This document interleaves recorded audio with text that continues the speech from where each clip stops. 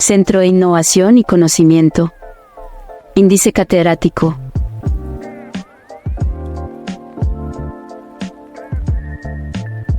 Y de Educación en Salud. Cordial saludo a todos. Desde el Centro de Innovación y Conocimiento Índice Catedrático y de Educación en Salud, nos alegra profundamente darle la bienvenida a este espacio de desarrollo profesional y personal. En IDE Educación en Salud, creemos en las personas y en su potencial. Por eso, trabajamos cada día para hacer el conocimiento accesible a todos, utilizando estrategias de enseñanzas innovadoras y flexibles que se ajuste a las necesidades de cada estudiante.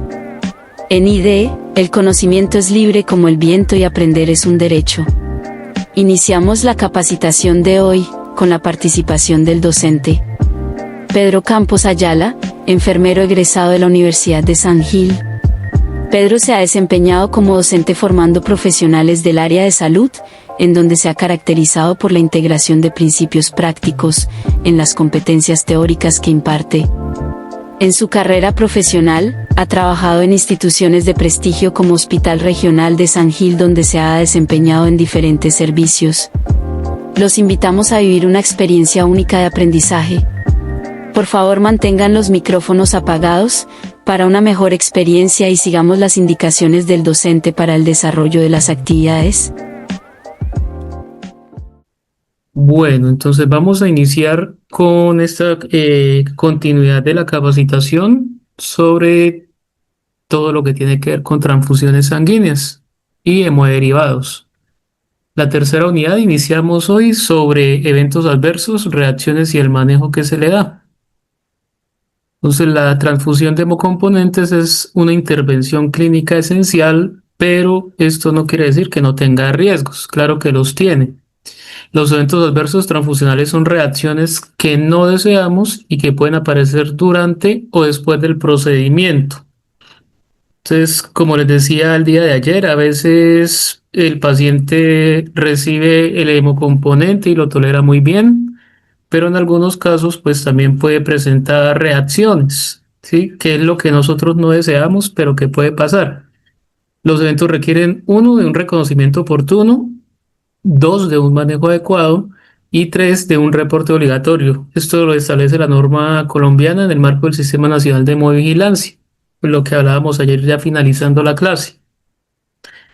El protocolo de transfusión, entonces, al igual que los 5 correctos de administración de medicamentos, se tienen en cuenta los mismos 5 correctos para administrar medicamentos. Son correctos universales.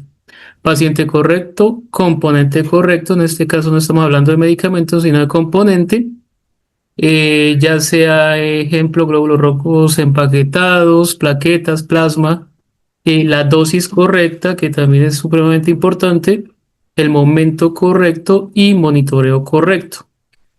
Entonces, ya vamos a ampliar un poco más la información. ¿Cuáles son las acciones del médico? Evalúa la necesidad clínica del hemocomponente. Entonces, ¿qué tipo de hemocomponente necesita el paciente? Hace estudios paraclínicos o ordena los estudios paraclínicos que se requieren. Dame un segundito, doy aquí acceso. Eh, Estudios paraclínicos, ejemplo del cuadro hemático para mirar la hemoglobina del paciente, hematocrito, el grupo sanguíneo para hacer pruebas cruzadas también, pruebas de coagulación, entre otros.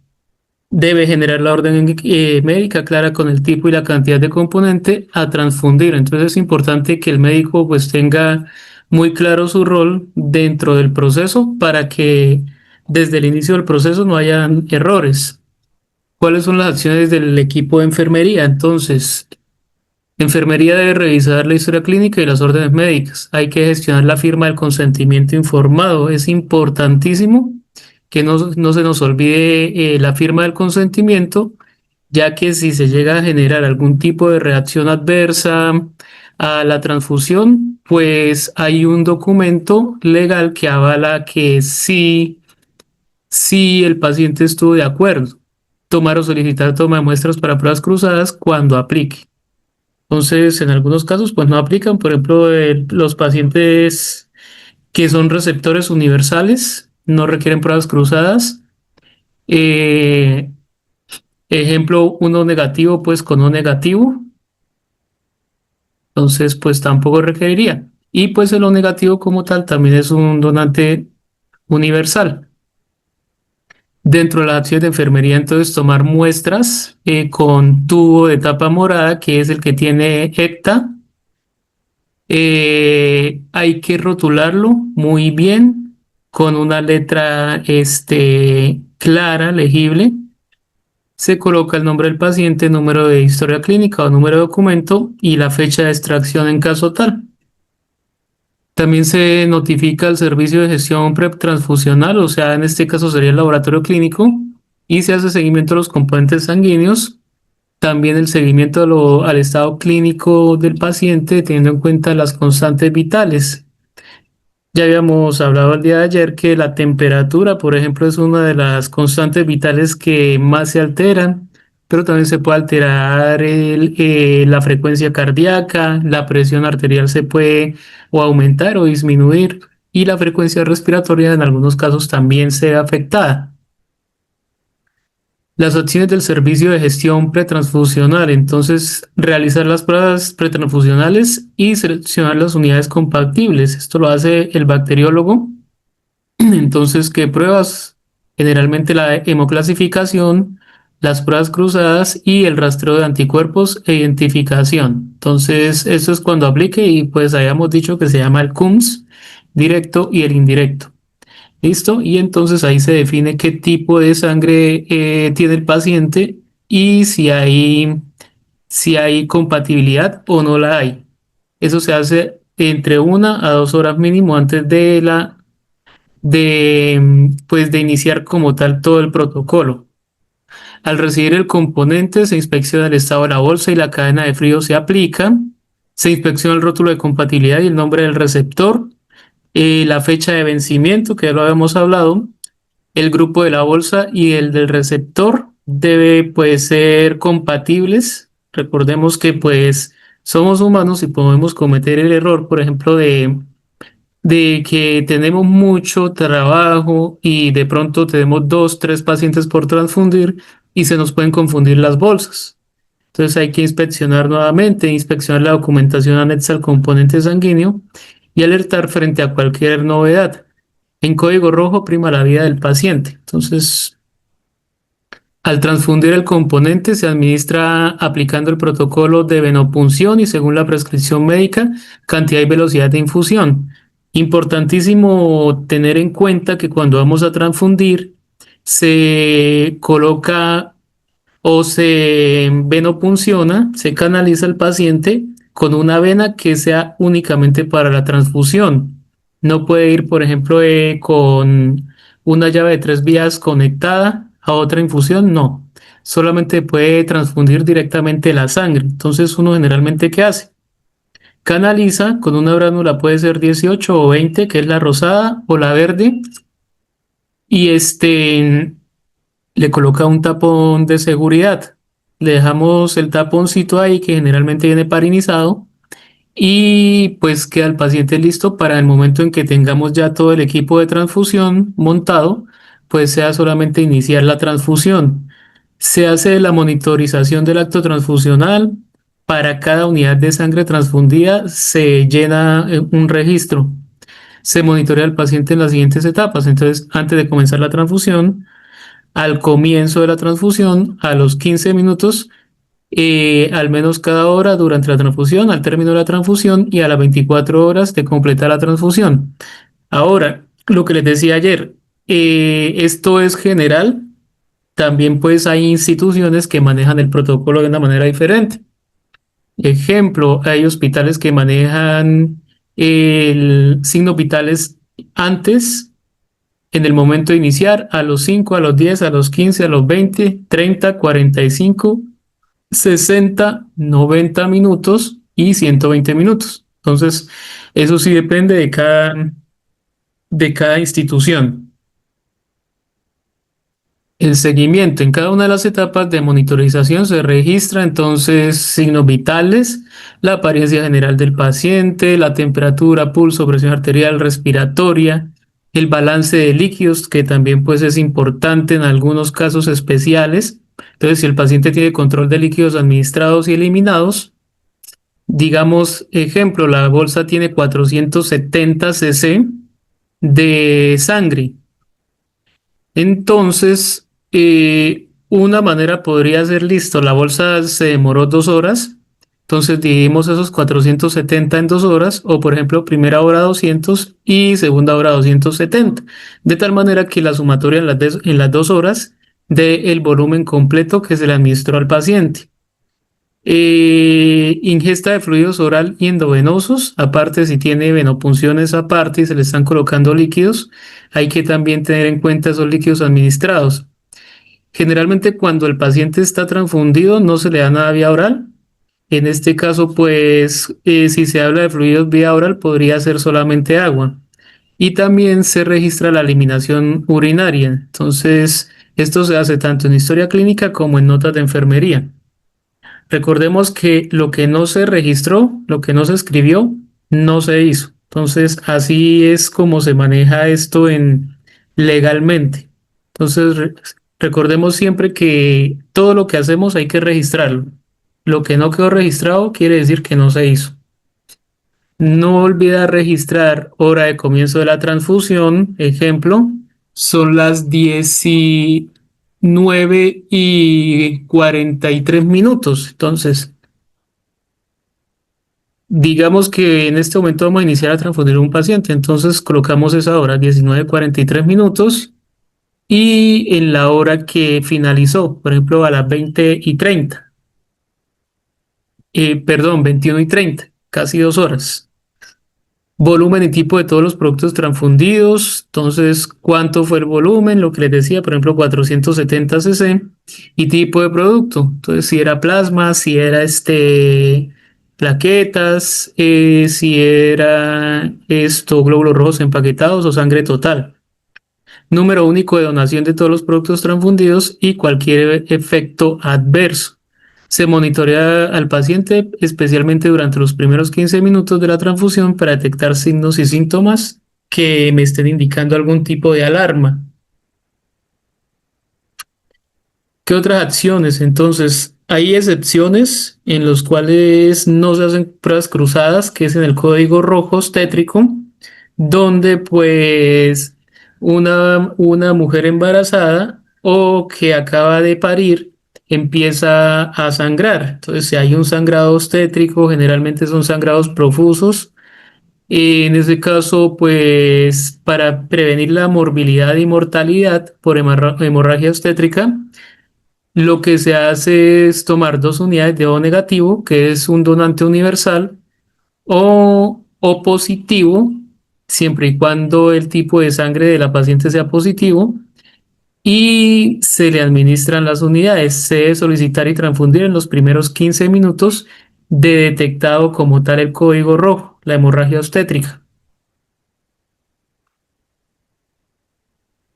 Entonces, en cuanto a código rojo, hasta donde recuerdo hay una capacitación aparte donde se desglosa todo este proceso que es bastante complejo y pues donde se determina cómo una mujer entra en código rojo, o sea, cómo según las pérdidas de sangre y según el antecedente, ya sea por parto vaginal, parto por cesárea, y pues toda la evaluación que se le hace a la paciente para poder determinar si está en hemorragia obstétrica o si son sangrados normales. Recordemos que independientemente, la mujer puérpera o posparto siempre sangra, pero pues hay que tener en cuenta la cantidad de sangre que se ha perdido. Entonces, entre las acciones del equipo de salud, el código rojo como tal es el conjunto de procedimientos que se hacen por medio de un equipo asistencial. Generalmente está el Eric Hernández, levantó la mano. Cuéntenos, Eric. Hola, profe, buenas noches. Buenas Con respecto a noches. la anterior del tema de la transfusión a la mamá, bien sea negativo o positivo, es de preferencia mejor negativo.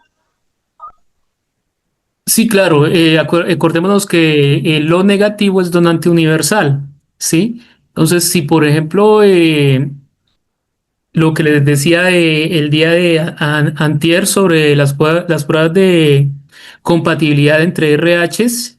Si son RHs positivos, bien, se le puede colocar O positivo. Pero si son RHs negativos, si son RHs negativos, se les puede colocar eh, negativo, no pasa nada. Ahora, si es RH positivo, por ejemplo, AB positivo, se le puede colocar O negativo, ¿sí? Pero si es AB negativo, no se le puede colocar positivo, solamente negativo. No sé En si me caso hice de entender. conocer el tipo sanguíneo de la embarazada, porque llegó justo aparte, no hay carpeta, no hay nada, de recomendaciones del negativo. Es el negativo. Siempre va a ser el negativo que es el donante universal, ¿sí? Lo que pasa es que pues lo que dice la literatura es que lo positivo es como el tipo de sangre más común. Entonces, igual, el riesgo es bastante alto en el caso de colocar este tipo de sangre O positivo y no haya compatibilidad sanguínea, ¿sí? Así como puede que solamente presente algún tipo de reacción, que lo vamos a ver ahorita, puede que eso incluso llegue a llevar a la muerte de la paciente. Entonces, pues aquí estamos es como evaluando riesgo-beneficio. Entonces, lo que les decía del código rojo. Eh, es un conjunto de acciones que se hacen de manera organizada. Está constituido por el personal de enfermería, entonces enfermera profesional, auxiliares de enfermería, está el médico general del servicio, el obstetra o ginecobstetra, anestesiólogo, también en el caso tal, camilleros, personal de laboratorio clínico. Entonces todos hacen parte de este equipo y generalmente en los servicios de ginecobstetricia, siempre cada uno sabe cuál es el rol que va a cumplir durante la emergencia médica que se está presentando. Hoy en día pues también se usa mucho el traje antichoque, que es un traje que se le coloca a la paciente desde los pies hasta el tórax o parte abdominal para precisamente ayudar a controlar ese sangrado. Pero entonces lo que les decía, ya si quieren, por ejemplo, aprender más acerca de eso, pueden buscarlo o preguntarle al jefe Pulido acerca de ese curso, porque estoy casi seguro que ya se dictó este año. ¿Listo? Dentro de las Licenciado, acciones, dentro de las acciones del equipo de salud, entonces están los tipos de hemorragia que son tempranas y tardías.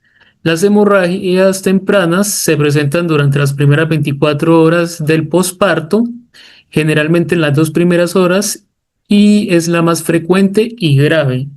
Y las tardías entre las 24 horas y las 6 semanas del posparto, con frecuencia entre el 5 y el 10% de los partos. Puede pasar eso. Entonces, prácticamente es el periodo del puerperio, que es de lo que comúnmente la gente le llama la dieta. Entonces, las pacientes sangrantes tienen tiempo de vida y por eso toca rapidito tratar de uno identificar que está pasando o está en código rojo, está en hemorragia obstétrica. Y pues dos, entonces se identifica el choque y tres, se hace la actuación. Eso es rápido. Y pues cómo se da uno cuenta, por ejemplo, una paciente en posparto, uno la va a ver pálida, sudorosa, fría. Entonces, al tomarle signos vitales, la tensión arterial bajita, la frecuencia cardíaca alta, puede que esté saturada y con dificultad respiratoria. Quiere decir que la paciente está sangrando y está choqueada. Y en ese caso, entonces lo que hay es que identificar que la paciente tiene una hemorragia obstétrica, que es lo más probable, se le informa inmediatamente al médico del servicio y pues él valora y lo que hace es como tal anunciar este código rojo o descartarlo, ¿listo? Entonces, ¿cómo se clasifica un choque hipovolémico? Pues hipovolémico estamos hablando de volemia o de volumen y pues en ese caso estamos hablando de la pérdida. Hipo es bajo. Pérdida del volumen y mililitros para una mujer entre 50 y 70 kilos.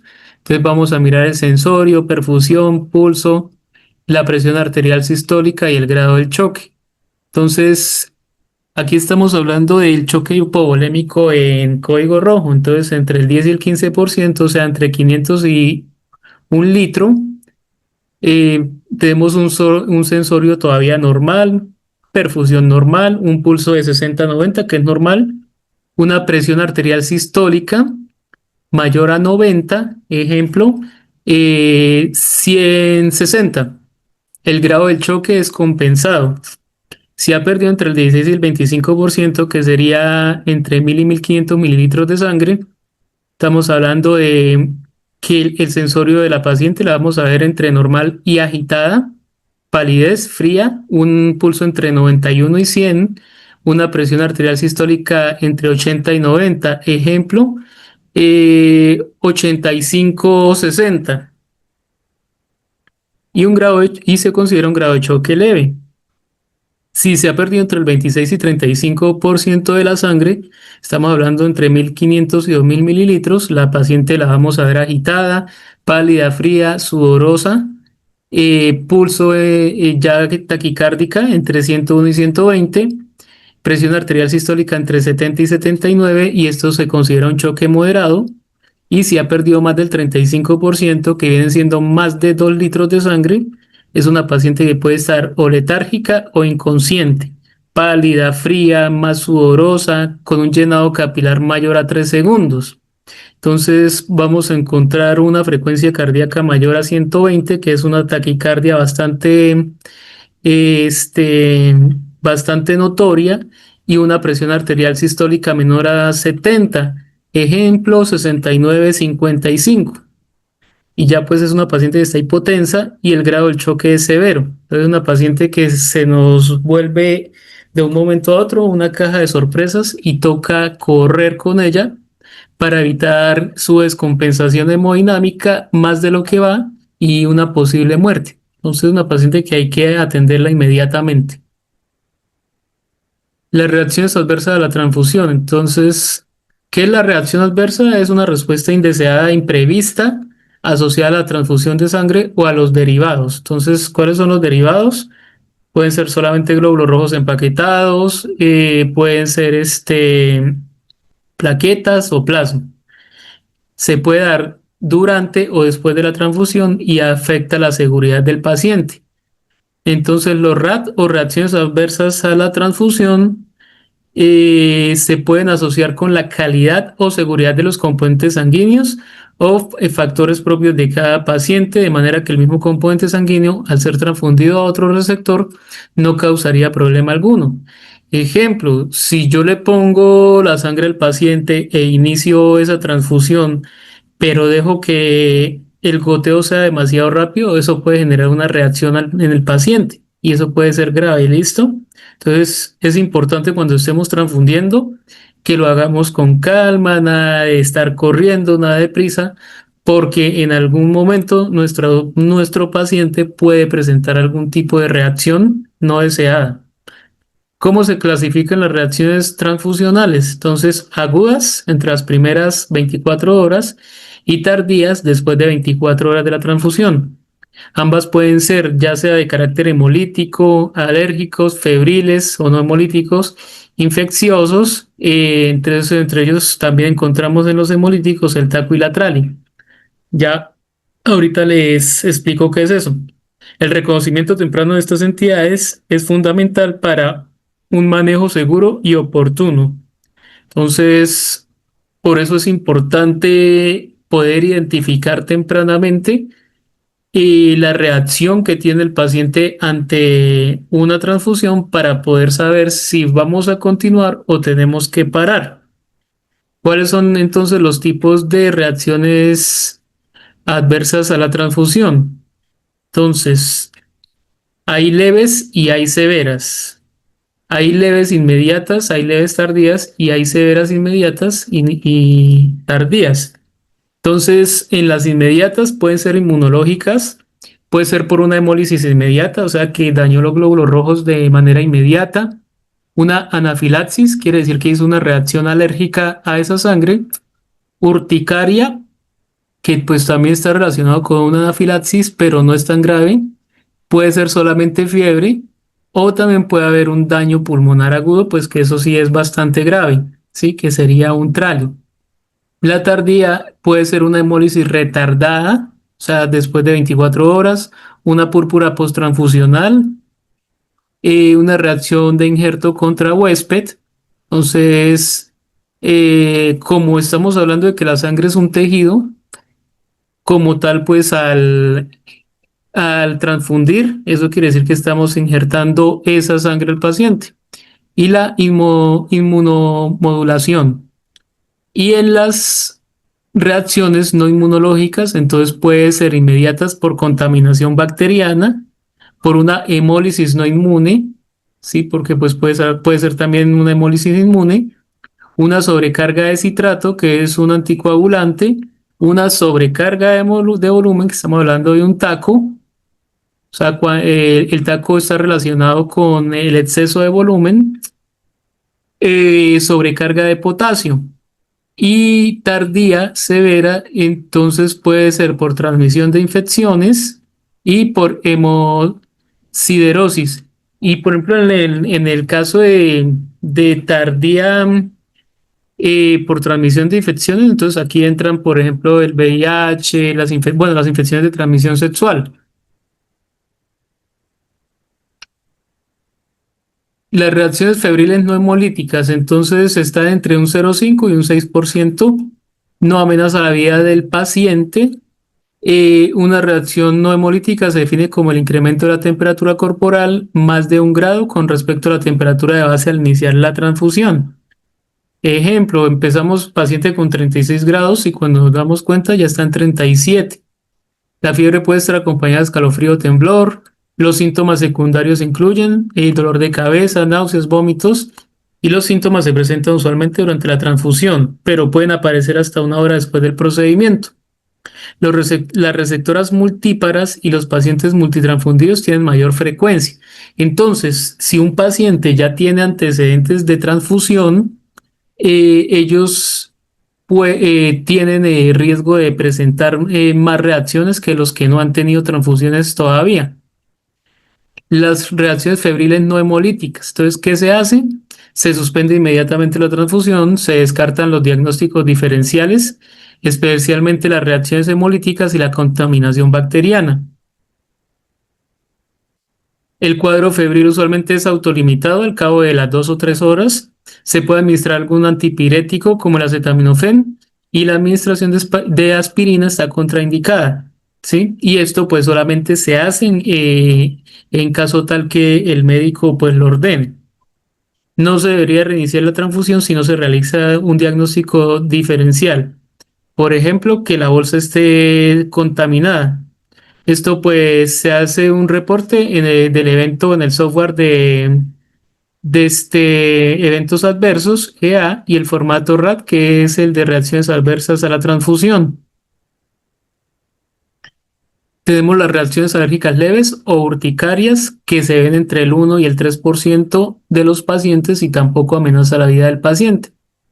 Pueden ser pues leves, la urticaria son más bien pues frecuentes, pueden ocurrir con el uso de cualquier componente sanguíneo, se presentan como ampollas eritematosas, pruriginosas y circunscritas que aparecen en el cuello y la parte superior del tórax. Pero aquí, por ejemplo, vemos un brazo.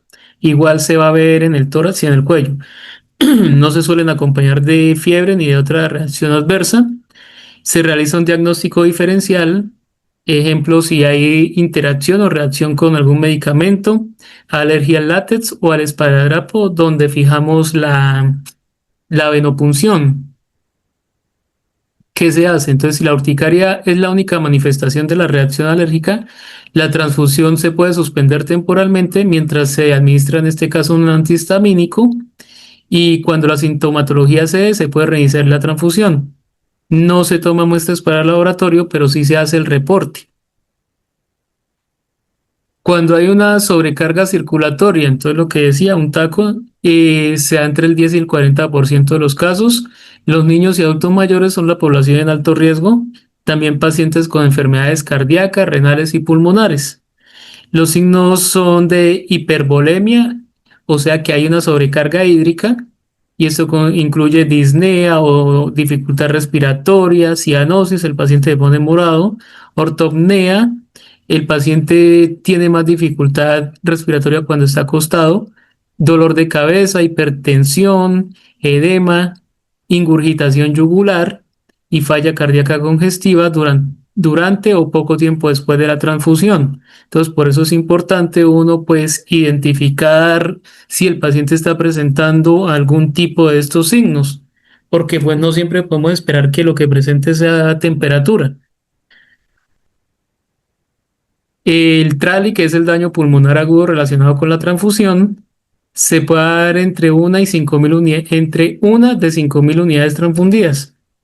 Habitualmente se presentan o durante o inmediatamente después de la transfusión, ya sea por transfusión de plaquetas o plasma, y en algunos casos se ha visto relacionado también los glóbulos rojos.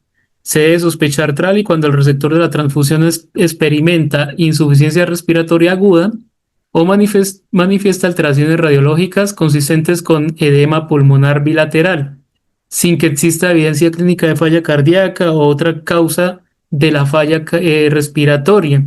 O sea, por ejemplo, que el paciente no tenga antecedentes de asma, de POC, de alguna neumonía, una infección respiratoria y sin embargo se presenta el edema pulmonar.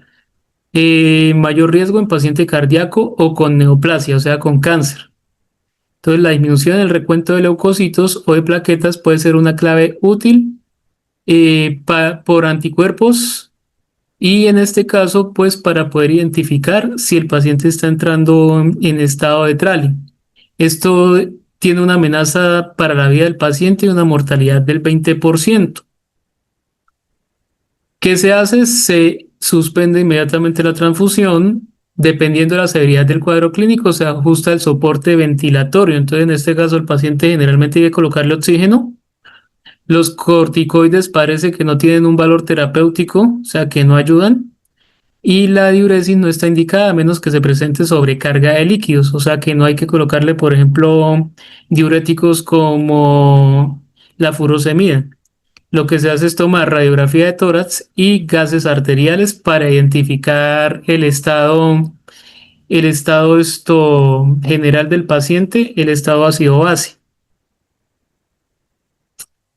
Reacciones hemolíticas agudas se da entre entre 1.8 millones de unidades transfundidas. Se presentan dentro de las primeras 24 horas de la transfusión, amenaza la vida del paciente con una mortalidad del 20%. Los signos y síntomas incluyen fiebre y escalofríos, náuseas, vómito, dificultad respiratoria, taquicardia, hipotensión, sangrado y hemoglobinuria. Entonces, quiere decir que empieza a sangrar por la orina. Y sobre todo eliminar glóbulos rojos o hemoglobina.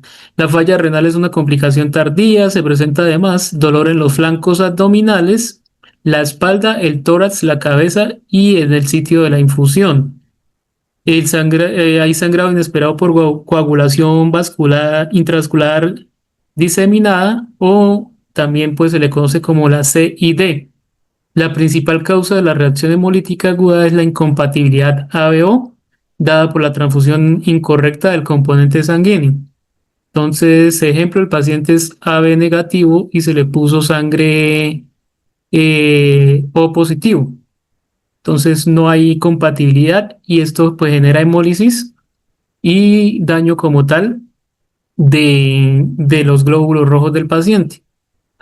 ¿Qué hacer? Se suspende inmediatamente la transfusión, se toma muestras de laboratorio, sangre total con el tubo, con el frasco de tapa morada, suero también de tubo amarillo y orina. Se solicita ¿qué estudios? Hemoclasificación, pruebas cruzadas con muestra pre y post transfusión, cuadro hemático, aptoglobina, BUN y creatinina, que es función renal, AST y ALT, bilirrubinas y LDH, que es función hepática, RE con muestra de pre y post transfusión, CUMS directo y parcial de orina para identificar hemoglobinuria. Hay otras reacciones que son severas, como la anafilaxia, que amenaza también la vida del paciente, se da entre de 1 en 20.000 a 50.000 unidades, ¿sí? Que es una reacción alérgica pero grave. Más común como complicación de las transfusiones de plasma o plaquetas, muerte 1 año, 1 por año según la FDA de los Estados Unidos. Signos y síntomas sistémicos que incluyen hipotensión, pérdida de conciencia y shock. La mayoría de las manifestaciones incluyen lesiones cutáneas como urticaria, rubor, erupciones, angioedema, obstrucción de la vía aérea, tos, estridores, que son unos ruidos pulmonares anormales o respiratorios anormales, dolor torácico, dificultad respiratoria, dolor abdominal, náuseas, vómito, diarrea, taquicardia, arritmias y finalmente un paro cardiorrespiratorio. Entonces, si vemos que nuestro paciente se le está inflamando la cara, los labios, está presentando dificultad respiratoria, inmediatamente se para esa transfusión y empezamos a hacer vigilancia. También inmediatamente le informamos al médico tratante. Se suspende la transfusión, ya lo había dicho. Se puede hacer reposición de líquidos si se considera la administración de adrenalina pues eso depende del estado hemodinámico del paciente. En casos severos se puede llegar a iniciar la suplencia de oxígeno y la obstrucción de la vía aérea es considerable, la intubación endotraqueal. En cualquier caso está contraindicado reiniciar la transfusión. ¿Listo? Cuando hay una anafilaxia. Porque pues ya sabemos, hizo una reacción grave a ese hemoderivado y pues si continuamos podemos terminar de complicar la situación. Esto pues se hace el reporte en el software de eventos adversos y en el formato de reacción de eventos relacionados con la transfusión. Los puntos claves para reconocer entonces una reacción asociada a la transfusión, fiebre con o sin escalofrío, definida como el incremento en 1 grado centígrado de la temperatura pretransfusional del paciente, dolor en el sitio de infusión, dolor torácico, abdominal o lumbar, cambios de presión agudos, ya sea hipo o hipertensión, un shock circulatorio en combinación con fiebre, escalofrío y falla cardíaca, un colapso circulatorio con o sin fiebre, puede ser característico de cuadros de anafilaxia, dificultad respiratoria, taquipnea, somnolencia o hipoxemia, o sea que el paciente se nos empieza a desaturar, cambios dérmicos, o sea, en la piel, incluyendo la urticaria, prurito, eritema o angioedema, náuseas con o sin vómito, hematuria puede ser un signo temprano de hemólisis aguda en pacientes anestesiados y pues generalmente los pacientes a veces ya tienen pues sonda vesical y ahí podemos identificar más rápidamente. Sangrado y otras manifestaciones de coagulopatía. El seguimiento clínico, entonces antes de comenzar y una vez terminada la transfusión, es esencial que el personal de enfermería tome y registre los signos vitales del paciente. Entonces recordemos que todo lo que tiene que ver con control de signos vitales es una función de enfermería. Pasa como en algún momento unos estudiantes me estaban reclamando que yo por qué los mandaba a tomar signos vitales si eso es una función del médico. Y yo, ¿cómo así? Entonces, una de las funciones básicas de enfermería es el control de signos vitales, no lo olvidemos. Y en este caso, identificar, revisar muy bien al paciente, mirar que no esté presentando ningún tipo de reacción. Se estimula al paciente a notificar a la enfermera o médico inmediatamente si él o ella se percatan de alguna reacción como temblores, calor, dolor, dificultad respiratoria o si comienza a sentirse ansioso.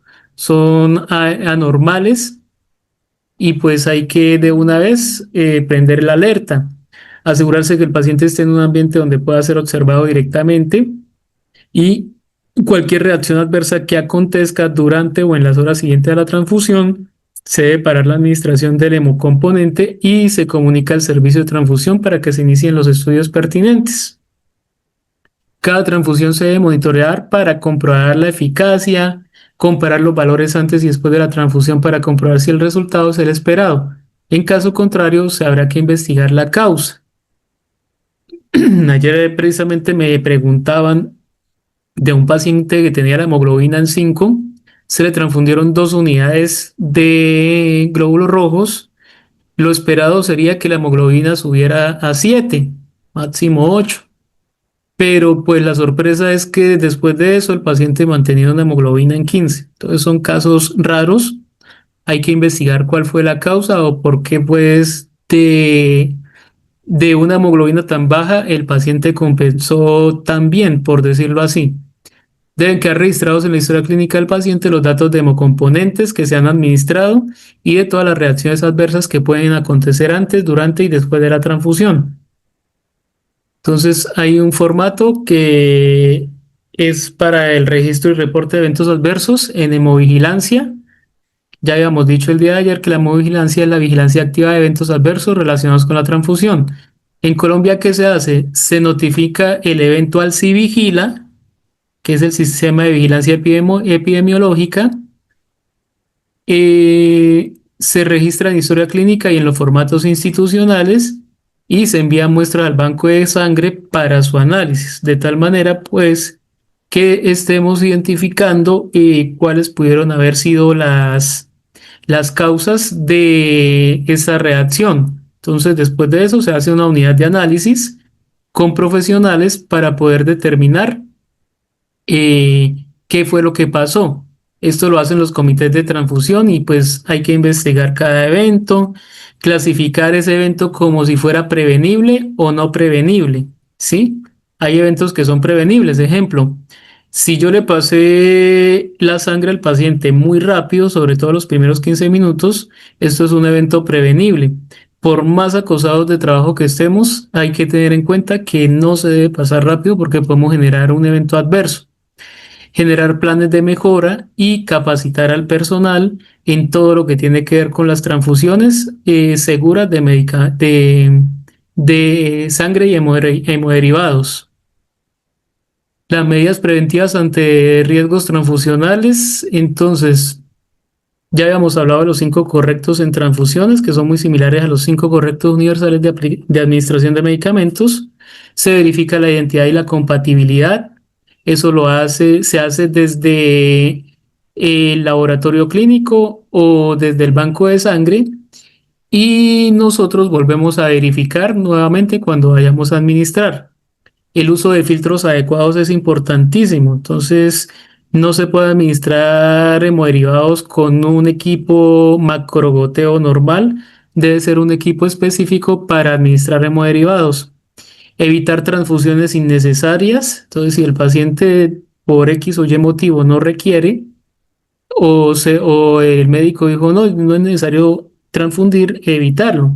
Recordemos que una transfusión es como si estuviéramos colocándole un tejido al paciente y ese tejido pues no hace parte del paciente. Así como por ejemplo cuando hay un trasplante de un órgano X que el paciente lo puede rechazar, lo mismo puede pasar con la sangre, puesto que la sangre también es un tejido. Educación continua, tanto al personal de enfermería como el personal de laboratorio, del banco de sangre, y comunicación efectiva entre los equipos asistenciales. Esto pues con el fin de evitar lo más que se pueda cualquier tipo de evento adverso asociado. Entonces vamos a mirar un corto video de cómo se define un evento centinela, evento adverso y una cuasi falla. Hola a todos y bienvenidos a este canal. En este video veremos 3 términos aplicados para la seguridad del paciente en el proceso de atención de la salud. ¿Qué es la seguridad del paciente? La vamos a definir como la prevención de daños asociados a la atención médica. Son aquellas acciones que tienen por objeto minimizar el riesgo de sufrir un evento adverso en el proceso de atención de la salud o mitigar sus consecuencias. Para ello necesitamos definir qué es un evento adverso, diferenciarlo de una cuasi falla y de un evento centinela. El evento centinela es un hecho inesperado que produce un daño severo, ya sea muerte, daño físico o psicológico. El daño puede implicar pérdida permanente de una función u órgano. Se denomina centinela porque nos indica la necesidad de una investigación y de una respuesta inmediata. Veamos algunos ejemplos. Entre ellos tenemos que la cirugía fue en el lugar adecuado, pero el paciente y el procedimiento fue erróneo. Errores en la transfusión sanguínea, muerte en la sala de espera en urgencias, una muerte materna, la desaparición o fuga de un paciente hospitalizado y el intercambio de un recién nacido o inclusive su rapto, que por la gravedad del asunto son incluidos en este rubro. Evento adverso. Incidente que produce daño leve o moderado al paciente, no intencional, relacionado directamente con la atención médica. Veamos algunos ejemplos, entre los cuales encontramos caídas de los pacientes, errores en la alimentación, errores en la farmacoterapia, extravío o intercambio de muestras y alguna reacción adversa inmediata a la transfusión. Cuasi falla es un evento o situación que podría haber causado alguna lesión, accidente, pero no ocurrió, por azar o por una intervención oportuna. Entre los ejemplos tenemos la detección oportuna de algunos errores, como son el lugar, el paciente, el procedimiento o técnica a realizar, una falta de marcado quirúrgico y también el retraso de cualquier cirugía. También podemos ver que se incluye la prevención de caída por el uso de barandales, la omisión al identificar al recién nacido antes de salir de la sala de partos o error en la entrega de medicamentos de alto riesgo. Conocer estos términos nos permite una evaluación de los riesgos asociados a la atención en salud para diseñar y desarrollar estrategias para reducir el daño innecesario. Gracias por su atención. Hola a todos y bienvenidos.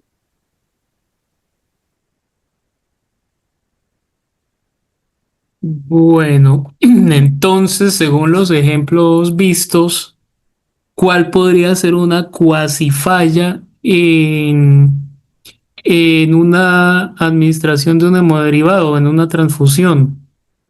O sea, una cuasi falla es un evento que como dice ahí, o por el azar o porque sencillamente pasó pero no llegó a mayores. Entonces, ¿cuál podría ser una cuasi falla en la administración de hemoderivados? Buenas noches, Buenas jefe. noches. Una cuasifalla sería una situación en la que de pronto se estuvo a punto de cometer un error grave durante el proceso de la transfusión, ¿Y pero que cuál, se detecta a tiempo. sí, señora, ¿y cuál podría ser ese error grave, por ejemplo? Por ejemplo, colocar o transfundir la persona con una sangre que no es el tipo que le Pero corresponda. entonces, si yo la coloqué, si la alcancé a colocar, ya se considera evento adverso, ¿sí? Entonces, Entonces, para eso antes quería el de, ejemplo. Entonces, ejemplo, yo tengo la bolsa y aquí tengo, en una mano tengo la bolsa de sangre y en la otra mano tengo ya el equipo de filtro para conectarlo. Y en ese momento me doy cuenta que la sangre que tengo no es la de mi paciente, sino de otro paciente. Esa es una cuasi falla, o sea, me di cuenta antes de iniciar el procedimiento y pues no lo realicé, ¿sí? Pero hasta ahí se llama cuasi falla.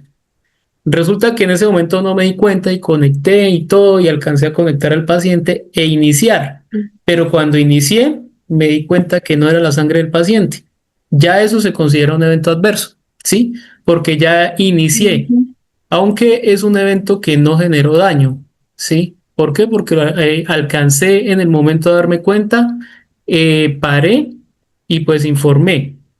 Importante pues saber que hoy en día estos eventos no son punitivos. ¿Qué quiere decir? Que no se va a castigar a la persona que cometió el error, no se va a echar, se va a buscar es un plan de mejoramiento para evitar que se vuelvan a dar este tipo de eventos. Antiguamente cuando uno metía la pata, de una vez lo iban sacando del hospital o de cualquier lugar donde uno trabajara. No solamente estamos hablando del área de la salud. hoy en día las empresas se han dado cuenta que ser punitivos no sirve. No sirve porque entonces la gente hace las cosas y se calla y pues siguen pasando las cosas y hasta que no pasa un evento centinela, por ejemplo, un paciente que terminó muerto por una mala praxis, no se dan cuenta en realidad lo que viene sucediendo. Entonces, para evitar ese tipo de eventualidades, lo que hacen hoy en día las instituciones es hacer planes de mejoramiento precisamente para que no se vuelvan a presentar este tipo de eventos. ¿Listo? Jefe, una pregunta. Cuando ocurre una cuacipaya, ¿esto se debe registrar o se debe reportar de pronto para Ser- prevenir errores o se sí, deja claro. allí? No, los eventos, cualquiera que sea, se reportan de todas maneras. Entonces, ¿por qué? Porque entonces, digamos, pasa a esto que se llama la unidad de análisis o el comité de transfusión y miran cuál pudo haber sido la causa de esa cuasi falla. O sea, eso viene desde el banco de sangre o el laboratorio, o fue que se confundieron las sangres cuando llegaron al servicio, o fue que cuando el auxiliar de enfermería fue a traer las unidades de sangre le entregaron mal, ¿sí? Entonces sirve para poder determinar cuál fue la falla inicial que se presentó para que se desencadenara el resto de fallas que se vieron en el procedimiento. ¿Listo? Entonces sí, se reportan absolutamente todas, es lo ideal. Sin embargo, hoy en día hay mucha gente que todavía le da miedo reportar porque por el miedo a que de pronto los terminen echando del trabajo por presentar pues ese tipo de eventualidades. Ok, jefe, ¿Listo? gracias. Bueno, listo. Entonces hasta aquí llegamos el día de hoy. En cuanto a todo lo que tiene que ver con los eventos que se pueden presentar en las transfusiones sanguíneas. Ya para el día de mañana, pues finalizamos esta capacitación con el tema que falta, que es pues más de normativa, de saber cómo se pueden identificar los diferentes factores y todo lo que tiene que ver con la administración segura, ¿listo? Queridos participantes, hemos llegado al final de esta enriquecedora capacitación en el Centro de Innovación y Conocimiento Índice Catedrático y de Educación en Salud. Quiero agradecerles profundamente por su compromiso y participación activa. Su dedicación no solo enriquece su aprendizaje, sino que también fortalece el propósito de nuestra misión, brindar formación continua y de alta calidad que se adapte a las necesidades del sector salud y de la comunidad en general. Nuestra promesa es seguir innovando y ofrecer formación de calidad, garantizando que cada uno de ustedes esté preparado para enfrentar los retos de su profesión con excelencia y empatía. Estamos comprometidos a ser su aliado en este camino de formación continua. Su éxito es nuestra mayor satisfacción. Para temas académicos, capacitaciones, cursos y certificaciones, comunicarse al 321-316-2248. Gracias por confiar en nosotros. Los espero en nuestras próximas capacitaciones. Hasta pronto.